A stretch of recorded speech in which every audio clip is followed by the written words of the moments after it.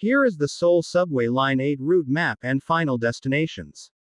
The Seoul Subway Line 8 route runs from Byeollae Station to Moran Station. This is the Seoul Subway Line 8 route map.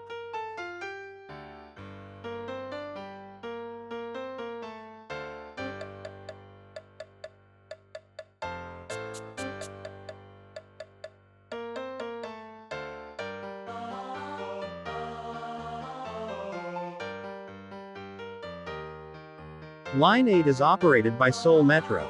The main trains running on Line 8 are Byeollae-bound, Moran-bound, and the last trains are Amsa-bound, Jamsil-bound, Garak Market-bound.